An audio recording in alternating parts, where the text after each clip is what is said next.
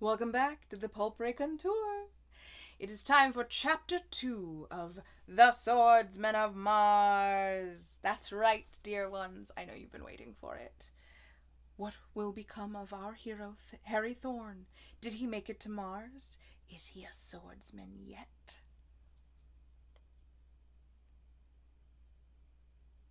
Thorne opened his eyes and looked up into a cloudless blue-gray sky that was like a vault of burnished steel. A diminutive sun blazed down upon him, but oddly enough, with its heat and light seemingly unimpaired.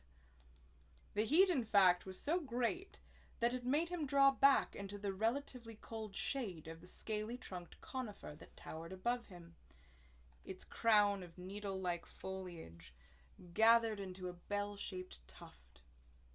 Then conviction came to him. He was really on Mars! Wide awake now, he sat bolt upright and looked about him.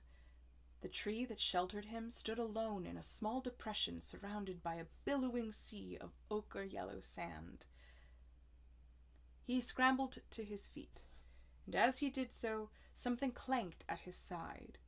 2 straight-bladed weapons hung there, both sheathed in a gray-like metal that resembled aluminum. One he judged was a Martian dagger, and the other a sword. The hilt of the larger weapon was fashioned of a metal the color of brass, the pommel representing a serpent's head, the grip its body, and the guard the continuation of the body and tail coiled in the form of a figure 8. The hilt of the dagger was like that of the sword, but smaller. Thorne drew the sword from its sheath. The steel blade was slender and 2-edged, and tapered to a needle-like point.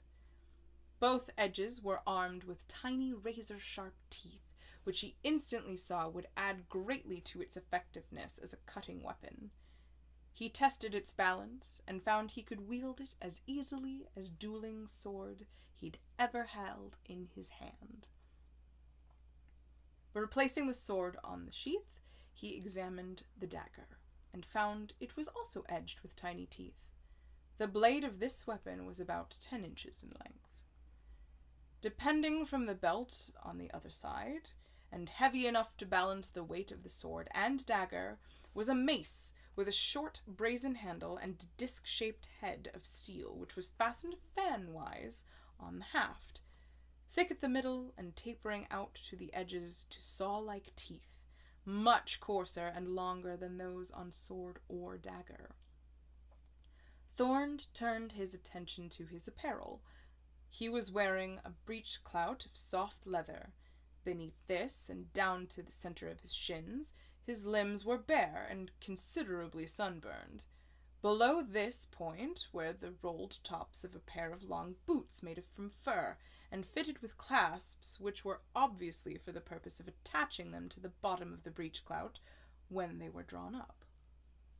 Above the waist, his sun-tanned body was bare of clothing, but he wore a pair of broad metal armlets, a pair of bracelets with long bars attached, evidently to protect the forearm from sword cuts, and a jeweled medallion suspended on his chest from a chain around his neck and inscribed with strange characters. On his head was a bundle of silky material with a short, soft nap, rolled much like a turban and held in place by one brass-studded strap that passed around his forehead and another that went beneath his chin. Beyond a large sand dune, and not more than a quarter-mile distant, he saw the waving bell-shaped crowns of a small grove of trees similar to the one that sheltered him. He started toward the clump of conifers. As soon as he stepped out into the blaze of the midday sun, Thorne began to feel uncomfortably warm. Soon he noted other signs of Martian life. Immense, gaudily tinted butterflies, some with wing spreads of more than 6 feet, flew up from the flower patches at his approach. A huge dragonfly zoomed past, looking much like a miniature airplane. Suddenly, He heard an angry hum beside him and felt a searing pain in his left side. Seemingly out of nowhere, a fly, yellow and red in color and about 2 feet in length, had darted down upon him and plunged its many-pointed proboscis into his flesh. Seizing the sharp bill of his assailant, he wrenched it from his side. The insect buzzed violently, but Thorn, still clinging to its bill, reached for his dagger with the other hand and cut off its head. Flinging the hideous thing at the body, he caught up a handful of sand to staunch the bleeding of his wound. Presently, he started forward once more. He was nearing the top of the dune when he saw, coming over the ridge from the other side, a most singular figure. At first glance, it looked much like a walking umbrella. Then it resolved itself into a man wearing a long, loose-sleeved cloak, which covered him from crown of his head to his knees. Below the cloak, the end of a scabbard was visible, as were a pair of rolled furred boots like those worn by Thorn. The face was covered with a mask of flexible, transparent material. Thorn stopped, and instinctively his hand went to his sword hilt. The other halted also, at a distance of about 10 paces, and swept off his mask. His face was smooth-shaven, and his hair and eyebrows were white. "I have the honor of being the first man to welcome you to Mars, Harry Thorn," he said in English, and smilingly added, "I am Lelvac." Thorn returned his smile. "Thank you, Lelvac. You speak excellent English. I learned your language from Dr. Morgan, just as he learned mine from me. Oral impressions are as readily transmitted by telepathy as visual impressions, you know." "So the doctor informed me," said Thorn. "But where do we go from here? I'm beginning to feel uncomfortable in the sun."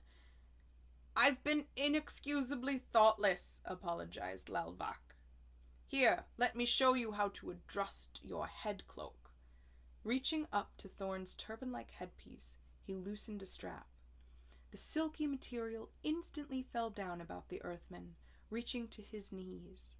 A flexible, transparent mask also unrolled, and Lelvac showed him how to draw it across his face. "This material," he said, "is made from the skin of a large moth. The people of Zanzibar, the nation of which you are now a citizen, use these cloaks much for summer wear, particularly when traveling in the desert. They keep out the sun's rays by day and keep in considerable warmth at night. As you will learn, even our summer nights are quite cold. The mask is made from the same material, but is treated with oil and has the nap scraped off to make it transparent." "I feel better already," said Thorn. "Now what?" "Now we will get to our mounts and fly back to the military training school which you, as Borg Takor, must continue to attend. At the school I am an instructor in tactics." As they approached the small clump of trees which Thorn had previously noticed, he saw that they were surrounding a small pool of water. Splashing about in this pool were 2 immense winged creatures, and Thorn noted with astonishment that they were covered with brown fur instead of feathers. They had long, sturdy legs, covered with yellow scales. Their wings were membranous, and their bills were flat, much like those of ducks, except they had sharp, down-curved hooks at the end. And when one opened his mouth, Thorn saw that it was furnished with sharp, triangular teeth tilted backwards. These immense beast birds, whose backs were about 7 feet above the ground, and whose heads reached a height of about 12 feet, were saddled with seats of gray metal. The tips of each creature's wings were perforated, and tethered to the saddle by means of snap hooks and short chains, evidently to prevent their taking off into the air without their riders. Lelvac made a peculiar sound, a low, quavering call. Instantly both of the grotesque mounts answered with hoarse, honking sounds, and came floundering up out of the water towards them.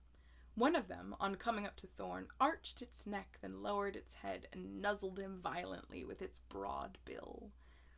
"Scratch his head," said Lalvac, with an amused smile. "Borgin made quite a pet of him, and you are now Borgin Takor to him." After a second prod from the huge beak, Thorn hastily scratched the creature's head, whereupon it held still, blinking contentedly, and making little guttural noises in its throat. He noticed that there was a light strand of twisted leather around its neck, fastened to the end of a flexible rod, which in turn was fastened to the ring-shaped pommel of the saddle. "Is this the steering gear?" "You have guessed right, my friend," replied Lalvac. "Pull up on the rod, and the gar will fly upwards. Push down, and he will descend. A pull to the right or left, and he will fly, walk, or swim in the direction indicated according to whether he is in the air, on the ground, or in the water.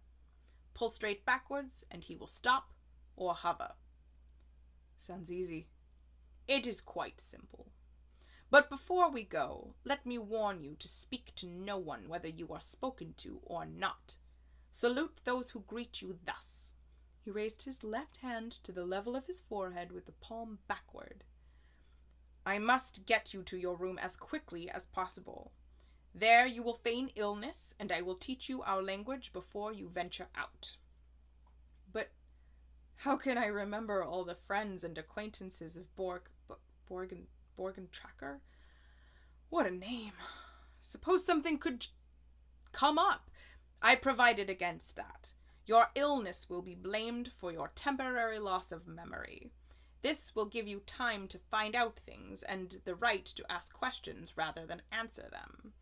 But come, it grows late. Watch me carefully and do as I do." Lalvac tugged at a folded wing, and his mount knelt.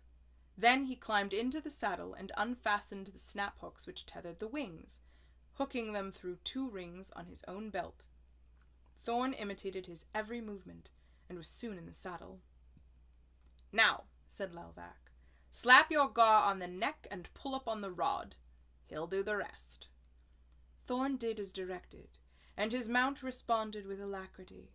It ran swiftly forward for about 50 feet, then, with a tremendous flapping of its huge membranous wings, it took off, lurching violently at first, so that the earthman was compelled to seize the saddle pommel in order to keep from falling off. After he had reached a height of about 2,000 feet, Lalvac relaxed the lift of his guiding rod and settled down to a straightaway flight. Thorn kept close behind him. When they had flown for what Thorn judged was a distance of about 25 miles, he noticed ahead of them a number of cylindrical buildings of various sizes with perfectly flat roofs, built around a small lake or lagoon. The oasis on which it was situated had a man-made look, as both it and the lagoon it encircled were perfectly square. The cylindrical buildings and the high wall surrounding the square enclosure shone in the sunlight like burnished metal. Rising from and descending to the shores of the lagoon were a number of riders mounted on gars, and as they drew near, they flew up from an enclosure, a mighty airship. No passengers were visible, but a number of small round windows in the sides of the body indicated their positions.